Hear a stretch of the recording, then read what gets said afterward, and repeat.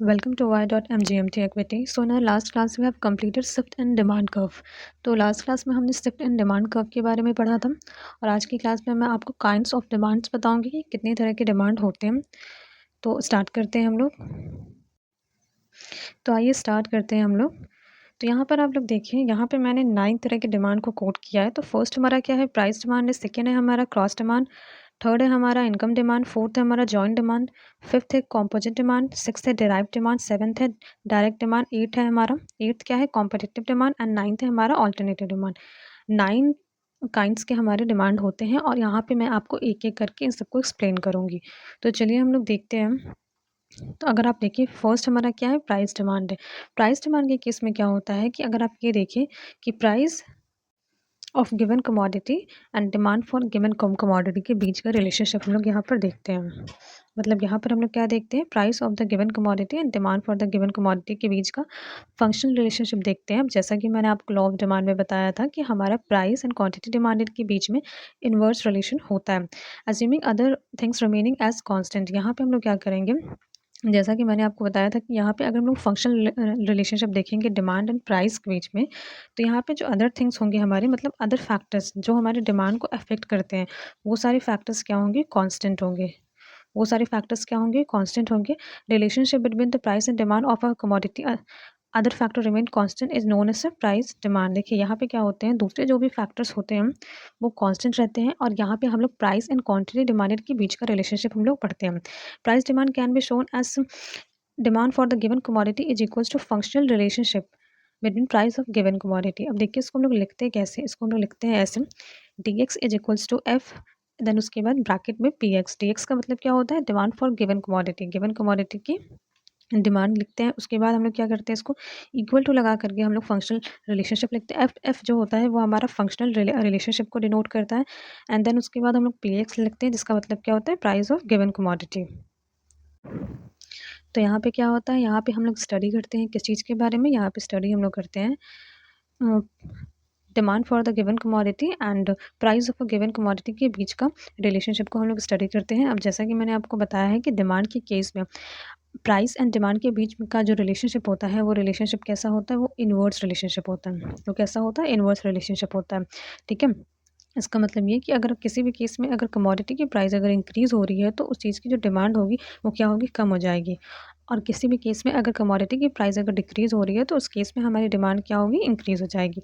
तो price demand हमारी क्या होती है, ये फर्स्ट काइंड होती है हमारी काइंड्स ऑफ डिमांड की। ओके, नाउ सेकेंड अगर हम लोग लें तो क्रॉस डिमांड होता है। क्रॉस डिमांड क्या चीज़ होता है, यहाँ पे हम लोग रिलेशनशिप को स्टडी करते हैं, किन के बीच के रिलेशनशिप को स्टडी करते हैं। यहाँ पे हम लोग क्या करते हैं, demand for a given commodity, जो हमारी कमोडिटी है, demand for the given commodity का रिलेशनशिप हम लोग स्टडी करते हैं उसके प्राइस ऑफ रिलेटेड कमोडिटी के साथ। इसका मतलब क्या, कि हमारी जो गिवन कमोडिटी है उसकी डिमांड कितनी है एंड हम लोग किसके बीच का रिलेशनशिप स्टडी करते हैं, the price of a related commodity. कहने का मतलब ये है कि अगर मान लीजिए कि हमारी जो गिवन कमोडिटी है अगर उसकी प्राइस अगर इंक्रीज़ हो जाती है, ठीक है, अगर कोई गिवन कमोडिटी है अगर उसकी प्राइस इंक्रीज़ हो जाती है तो उसकी कंपेरेटिवली उसकी जो रिलेटेड गुड्स होंगी, जो हमारे रिलेटेड गुड्स होंगी, तो हमारे गिवन कमोडिटी की प्राइस के इंक्रीज़ होने की वजह से रिलेटेड कमोडिटी पे क्या असर पड़ेगा। तो आप ये सोचिए कि कोई भी गिवन कमोडिटी है अगर उसकी प्राइस अगर इंक्रीज़ हो जाती है तो जो रिलेटेड कमोडिटी रहेगी उसकी डिमांड क्या होगी, इंक्रीज़ हो जाएगी। किस केस में, सपोज़ अगर आप देखिए तो क्रॉस डिमांड में जो हमने रिलेटेड गुड्स पढ़े थे, वो हमने रिलेटेड गुड्स 2 पढ़े थे, एक सब्स्टिट्यूट गुड्स थे और दूसरे कॉम्प्लीमेंट्री गुड्स थे। सब्स्टिट्यूट गुड्स वो गुड्स होते हैं जो एक दूसरे की जगह पे यूज़ किए जाते हैं और कॉम्प्लीमेंट्री गुड्स वो गुड्स होते हैं जो एक दूसरे के साथ यूज़ किए जाते हैं। सपोज़ अगर सब्स्टिट्यूट गुड्स का अगर अब मैं आपको एग्जांपल दूँ तो क्या होता है हमारा, टी एंड कॉफ़ी।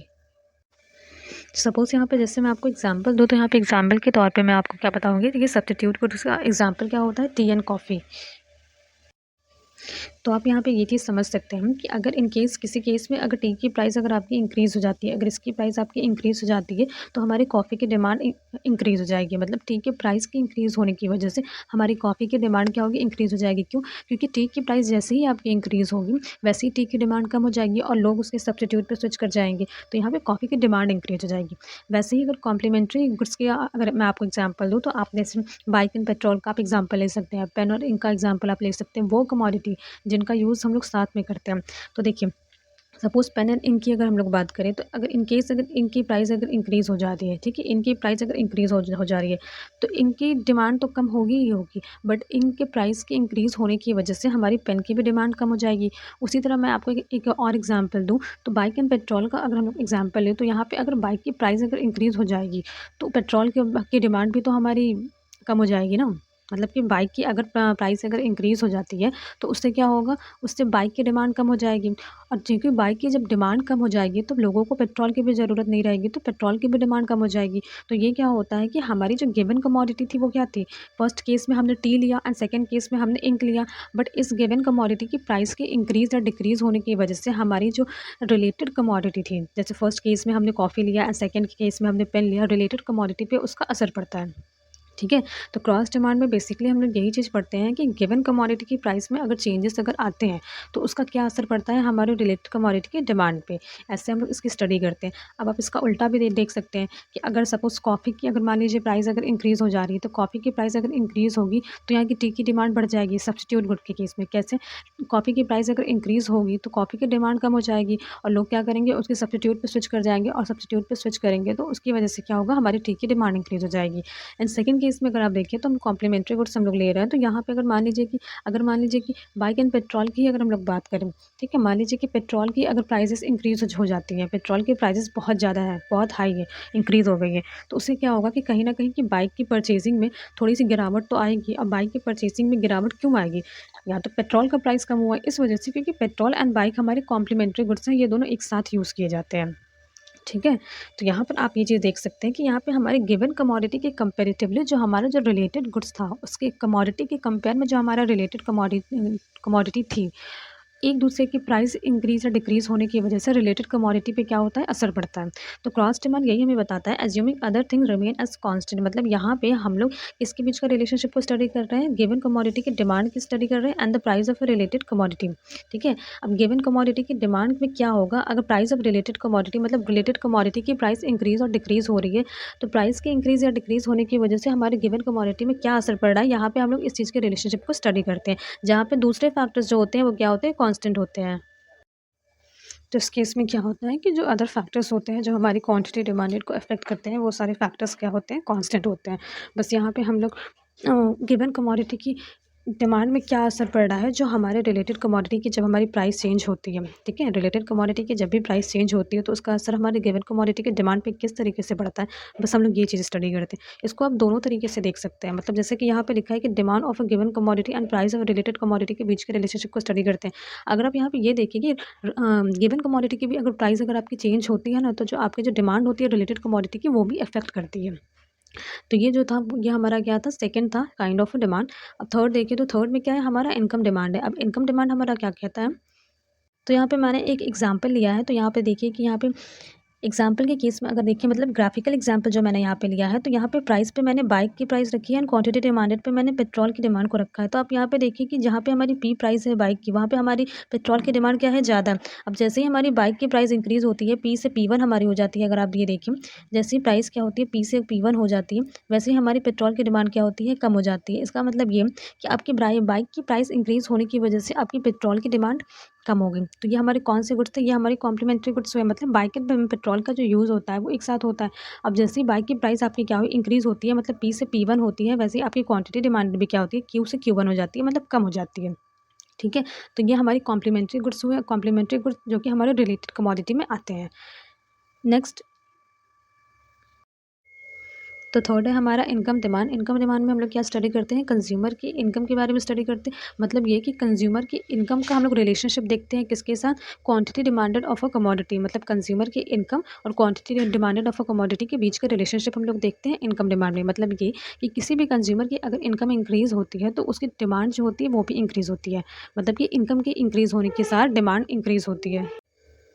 इसका मतलब ये कि हमारे इनकम और क्वांटिटी डिमांडेड में क्या होता है, डायरेक्ट रिलेशन होता है। जैसे जैसे इनकम इंक्रीज़ होती है किसी कंज्यूमर की, वैसे वैसे उनकी क्वांटिटी डिमांडेड क्या होती है, इंक्रीज़ होती है। और यहाँ पे क्योंकि हम लोग स्टडी कर रहे हैं कंज्यूमर की इनकम के बारे में, कंज्यूमर की इनकम का रिलेशनशिप हम लोग किसके साथ देखते हैं, quantity demanded of a commodity.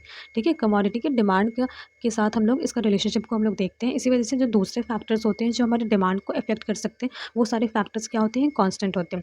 Assuming other factors constant, A relationship between the consumer income and the quantity demanded for a commodity is known as income demand. यहाँ पे सबसे पहले क्या चीज़ है कि जो दूसरे फैक्टर्स होंगे जो हमारी क्वांटिटी डिमांडेड को अफेक्ट करेंगे वो सारे फैक्टर्स कांस्टेंट रहेंगे, और जो कंज्यूमर हम इनकम रहेगी हमारी कंज्यूमर की जो इनकम रहेगी इसका रिलेशनशिप हम लोग स्टडी करेंगे quantity demanded for a commodity के साथ। ठीक है, तो इसको हम लोग लिखते तो देखिए इसको हम लोग लिखते कैसे, इसको लिखा जाता है D X is equals to F bracket में वाई। देखिए ये वाई आप जहाँ भी इकोनॉमिक्स में देखिए मतलब कि इस केस में, तो वाई के केस वाई का मतलब क्या होता है, वाई हमारे इनकम को डिनोट करता है। वाई किस चीज़ को डिनोट करता है, वाई हमारे इनकम को डिनोट करता है। एंड एफ एज यूजुअल आप जानते हैं कि एफ का मतलब क्या होता है, functional relationship. And D x का मतलब क्या होता है, demand for the given commodity. जो हमारी गिवन कमोडिटी की डिमांड होती है वो हमारे डी एक्स को रिप्रेजेंट करती है। ठीक है, तो D X is equals to F and bracket में वाई, मतलब ये कि यहाँ पे demand for the given commodity is equals to functional relationship between income of the consumer. यहाँ पे कंज्यूमर के इनकम एंड कमोडिटी की डिमांड के बीच के रिलेशनशिप को हम लोग स्टडी करते हैं। ठीक है, अब जैसा कि मैंने आपको बता दिया कि income and demand for the given commodity के बीच का जो रिलेशनशिप होता है वो डायरेक्ट रिलेशनशिप होता है। ठीक है, मतलब यहाँ पे हम लोग दो चीज़ के बीच के रिलेशनशिप को पढ़ते हैं। देखिए मैं जितने भी काइंड्स आपको बताऊंगी वहाँ पे हम लोग दो चीज़ के बीच के रिलेशनशिप को पढ़ेंगे, और जब उन दो के बीच के रिलेशनशिप को पढ़ेंगे तो जो भी अदर फैक्टर्स होंगे जो हमारी क्वांटिटी डिमांडेड को अफेक्ट कर सकते हैं वो सारे फैक्टर्स क्या होंगे, कॉन्स्टेंट होंगे।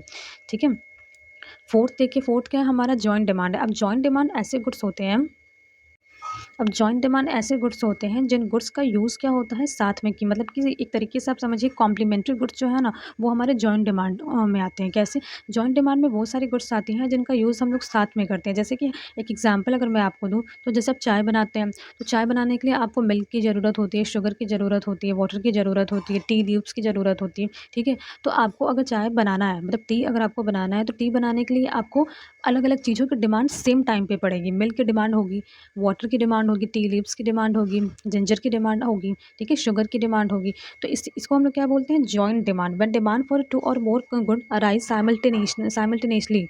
इसका मतलब क्या कि वो सारे गुण जिनकी डिमांड आपको क्या होता है, साथ में पड़ती है, जिनकी डिमांड साथ में क्रिएट होती है, वो सारे गुण जिनकी डिमांड साथ में क्रिएट होती है किसी एक पर्टिकुलर अपने वांट को सेटिस्फाई करने के लिए। ठीक है, मतलब कि ऐसे गुड्स जिनकी डिमांड साथ में क्रिएट होती है। अब आप कॉम्प्लीमेंट्री गुड्स को अगर याद करें तो कॉम्प्लीमेंट्री गुड्स का मैंने आपको बताया था कि इसका मतलब ये होता है, इसमें वो गुड्स आते हैं जिन गुड्स का यूज़ साथ में किया जाता है। सब्स्टिट्यूट गुड में क्या होता है कि एक दूसरे की जगह पे यूज़ किया जाता है, वैसे ही कॉम्प्लीमेंट्री गुड्स में क्या होता है, ऐसे गुड्स आते हैं जिन गुड्स का यूज़ साथ में किया जाता है।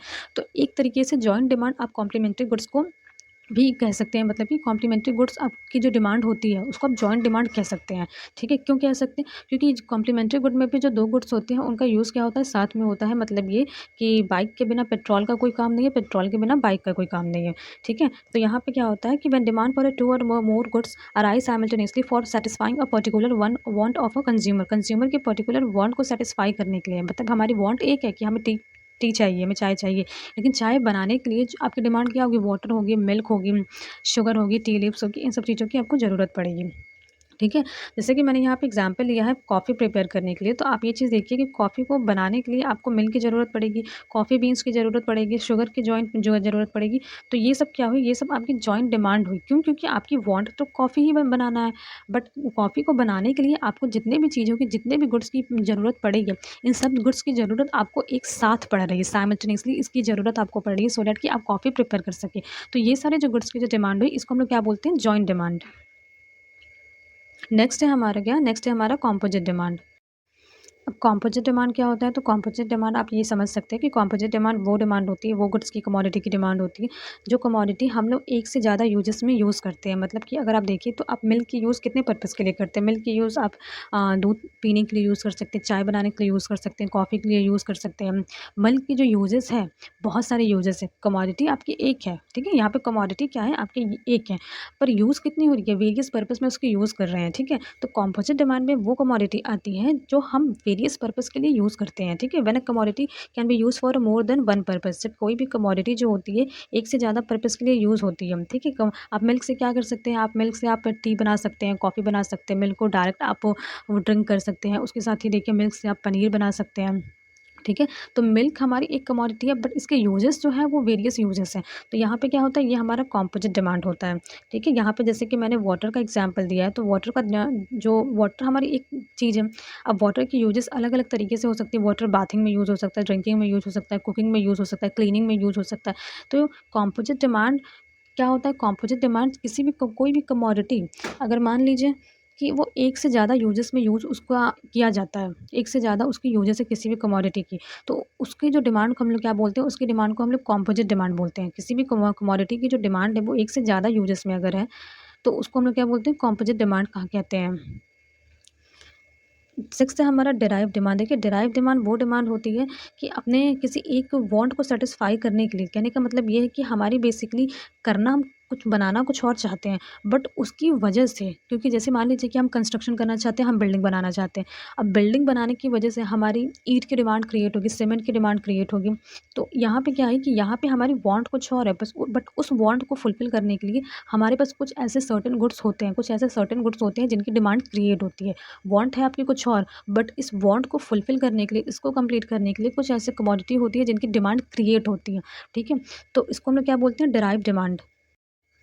The kind of demand for a commodity which depend on the demand of other good. मतलब कि यहाँ पे किसी दूसरे गुड्स की डिमांड हमारी है। ठीक है, यहाँ पे डिमांड जो है वो हमारे दूसरे गुड्स की है, बट इस गुड की डिमांड को क्रिएट मतलब कि फुलफिल करने के लिए दूसरे गुड की डिमांड हमारी क्रिएट हो गई है। मतलब कि हमारी जो डिमांड है वो दूसरे गुड्स की है, बट उस डिमांड को पूरा करने के लिए यहाँ पे दूसरे कमोडिटी की डिमांड क्या हो गई, क्रिएट हो गई है। जैसा कि मैंने एग्जांपल में लिया है कि डिमांड फॉर अ वर्कर्स और labour producing bag is a derive demand as depend on the demand of a bags. मतलब कि जो वर्कर्स एंड लेबर की जो डिमांड है वो डिपेंड करती है किस चीज़ पे, कि हमारी बैग्स बनानी कितनी है।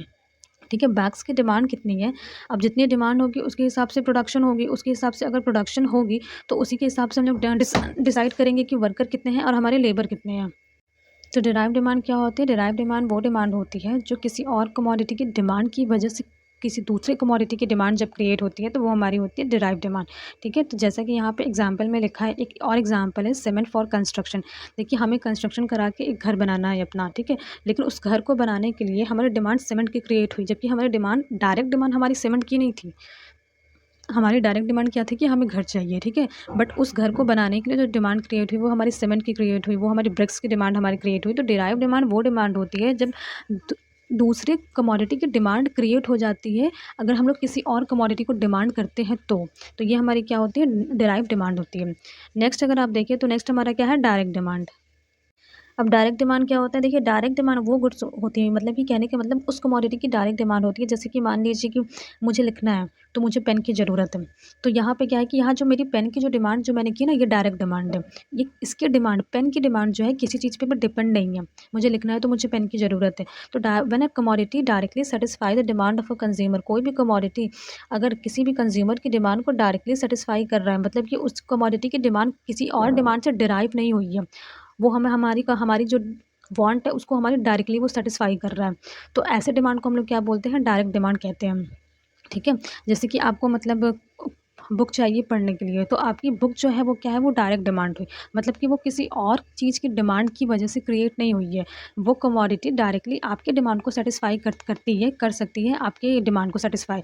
इसी वजह से वो क्या हुई, डायरेक्ट डिमांड हुई, मतलब कि उस चीज़ की डिमांड किसी और चीज़ से वो डिराइव नहीं हो रही है। कोई भी ऐसी कमोडिटी जो आपके नीड को, आपकी वांट को, आप एक तरीके से बोले डायरेक्टली सेटिस्फाई अगर वो कर रही है तो वो क्या होती है, डायरेक्ट डिमांड होती है। जैसे कि लास्ट वाले केस में हमने क्या पढ़ा था, लास्ट वाले केस में जो हमने पढ़ा था डिराइव डिमांड। तो यहाँ पे जो हमारी ब्रिक्स थी या फिर सीमेंट थी, इनकी डिमांड क्यों क्रिएट हो रही थी, इनकी डिमांड इसलिए क्रिएट हो रही थी क्योंकि हमारी मेन जो डिमांड थी, जो हमारी नीड थी, वो क्या थी कि हमें अपना एक घर बनाना था। तो यहाँ पे ब्रिक्स एंड यहाँ पे सीमेंट की डिमांड क्या थी, घर बनाने की वजह से क्रिएट हुई थी।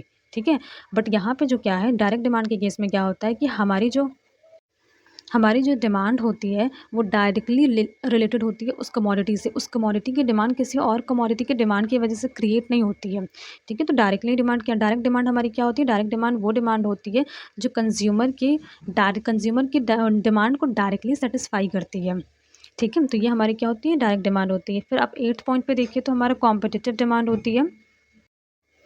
8th क्या होता है, 8th हमारा होता है कॉम्पिटिटिव डिमांड होती है। कॉम्पिटिटिव डिमांड जैसे कि सब्स्टिट्यूट गुड्स, मतलब सब्स्टिट्यूट गुड्स की डिमांड को अगर हम लोग देखें तो ये कॉम्पिटिटिव डिमांड होती है। क्यों, तो कॉम्पिटिटिव डिमांड में हमारा क्या होता है, कॉम्पिटिटिव डिमांड में बेसिकली यहाँ पे जो हम लोग सब्स्टिट्यूट गुड्स के बारे में पढ़े थे, तो तो सब्स्टिट्यूट गुड्स की अगर हम लोग डिमांड देखें तो यहाँ पे जैसे हम लोग एग्जांपल ले रहे हैं टी एंड कॉफ़ी की, तो टी की प्राइस जैसे ही इंक्रीज़ होती है वैसे ही हमारी कॉफ़ी की डिमांड क्या होती है, इंक्रीज़ हो जाती है। क्यों? क्योंकि टी की प्राइस जैसे इंक्रीज़ होगी, टी की डिमांड क्या होगी, कम हो जाएगी। उसकी वजह से जो लोग कंज्यूमर होंगे वो क्या करेंगे, वो स्विच कर जाएंगे कॉफ़ी पे, इसीलिए कॉफ़ी की डिमांड क्या हो जाएगी, इंक्रीज़ हो जाएगी। तो यहाँ पर आप देखिए कि टी की प्राइस में इफेक्ट होने की वजह से, मतलब टी की प्राइस जैसे ही इंक्रीज़ और डिक्रीज़ हो रही है उसकी वजह से हमारी जो कमोडिटी है कॉफ़ी, मतलब कि ये भी एक तरीके से ये भी हमारा रिलेटेड कमोडिटी है, तो ये इस रिलेटेड कमोडिटी पे क्या हो रहा है, इफेक्ट पड़ रहा है, ठीक है। मतलब प्राइस इंक्रीज़ हो रही है टी की या डिक्रीज़ हो रही है टी की प्राइस, लेकिन उसका असर हमारे कॉफ़ी पे पड़ रहा है। तो यहाँ पे क्या लिखा है, when two commodity are close substitute, substitute goods पे हमारे रिलेटेड कमोडिटी में आते हैं। When two commodities are close substitute of each other and an increase in demand for a commodity will decrease the demand for the other commodity। इसका मतलब क्या हुआ कि किसी भी कमोडिटी की अगर डिमांड अगर इंक्रीज़ हो रही है तो उसकी वजह से क्या होता है कि हमारी जो उसका रिलेटेड कमोडिटी होती है उसकी डिमांड क्या होती है, डिक्रीज़ हो जाती है। जैसे कि मैंने यहाँ पे एग्जांपल दिया कि टी की प्राइस इंक्रीज़ होती है, टी की डिमांड कम हो जाती है, बट उसके कंपेरेटिवली हम लोग देखिए तो उसका जो रिलेटेड प्रोडक्ट होता है क्या होता है, कॉफ़ी, उसकी डिमांड हमारी इंक्रीज़ हो जाती है, ठीक है। Then the demand for any one of commodity is known as the competitive demand. तो इसको हम लोग क्या बोलते हैं, कॉम्पिटिटिव डिमांड हम लोग बोलते हैं। देखिए कॉम्पिटिशन का मतलब भी आप ये चीज़ समझ सकते हैं, कॉम्पिटिटिव का मतलब है कि ये एक दूसरे के कॉम्पिटिशन में हम, ठीक है। तो कोई भी ऐसे रिलेटेड गुड्स होंगे वही कॉम्पिटिशन में रहेंगे जिनको एक दूसरे के जगह पे यूज़ किया जा सकता है, ठीक है। अब कोई भी ऐसे सब्स्टिट्यूट है जो एक दूसरे की जगह पे यूज़ हो सकते हैं, तो मतलब कि अगर एक की डिमांड क्रिएट होगी तो दूसरे की मतलब कम हो जाएगी। एक की डिमांड अगर इंक्रीज़ हो रही है दूसरे की जगह पे, इसका मतलब ये कि कहीं न कहीं दूसरे की प्राइस इंक्रीज़ हुई है तभी उसकी डिमांड कम हुई है और तभी उसे उसकी रिलेटेड जो गुड्स है उसकी डिमांड क्या हुई है, इंक्रीज़ हुई है। तो इसमें क्या होता है कि आप सब्स्टिट्यूट गुड्स का एग्जांपल ले सकते हैं।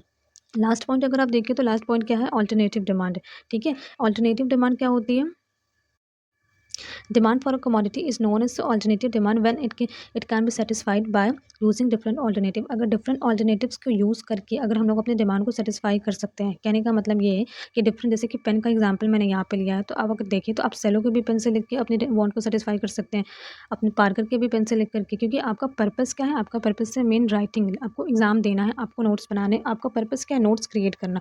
तो आप किसी भी ब्रांड का आप पेन लीजिए, आप अपने डिमांड को सेटिस्फाई कर सकते हैं, ठीक है। तो अल्टरनेटिव डिमांड में क्या होता है कि हम लोग डिफरेंट डिफरेंट अल्टरनेटिव्स को भी यूज़ करके अपने डिमांड को सेटिस्फाई कर सकते हैं, ठीक है। तो ये हमारी जब इन कमोडिटी की जब डिमांड होती है ना, तो वो डिमांड क्या कही जाती है, वो डिमांड कही जाती है अल्टरनेटिव डिमांड। मतलब कि ऐसी डिमांड जो दूसरे प्रोडक्ट को भी यूज़ करके, मान लीजिए कि जैसे यहाँ पे हमने पेन का एग्जाम्पल लिया, आप आइसक्रीम का एग्जाम्पल ले सकते हैं, जिनके अलग अलग ब्रांड आते हैं, ठीक है। कोई भी ऐसी कमोडिटी जिनके अलग अलग ब्रांड आते हैं, तो आप एक ब्रांड ना यूज़ करके दूसरा भी ब्रांड अगर यूज़ करेंगे तो आपकी जो डिमांड होगी वो सेटिस्फाई हो जाएगी। जैसे आप अगर जीन्स का आप ले लीजिए, तो जीन्स में भी अलग-अलग वैराइटीज़ आते हैं, तो आपका बेसिकली आपका मोटिव क्या होता है, अच्छा दिखना, तो आप किसी भी ब्रांड का जीन्स यूज़ कर सकते हैं, ले सकते हैं, क्योंकि ये एक तरीके से अल्टरनेटिव डिमांड हमारी हो जाती है। अल्टरनेटिव डिमांड हमारी क्रिएट करती है। तो demand for a commodity is known as alternative demand when it can be satisfied by using different alternative. अगर डिफरेंट अल्टरनेटिव्स को यूज़ करके अगर आप अपने डिमांड को सैटिस्फाई कर पा रहे हैं, तो ये आपकी क्या होती है, अल्टरनेटिव डिमांड कही जाती है। जैसे कि यहाँ पे मैंने एग्जाम्पल पेन का दिया है, यहाँ पे 3 अलग-अलग ब्रांड के मैंने पेन दिए हैं, बट मेरा मेन पर्पज़ क्या है कि मुझे नोट्स बनाने हैं, ठीक है। तो कोई भी ब्रांड का पेन लेकर के मैं अपना नोट्स बना सकती हूँ। तो यहाँ पे हमारे क्या है, डिफरेंट डिफरेंट अल्टरनेटिव्स अवेलेबल हैं जो कि मेरी सेम डिमांड को पूरी कर सकते हैं। तो ये हमारा क्या होता है, alternative demand. So thank you for today. आज हमने कवर किया kinds of demand, and please like, share and subscribe. Thank you.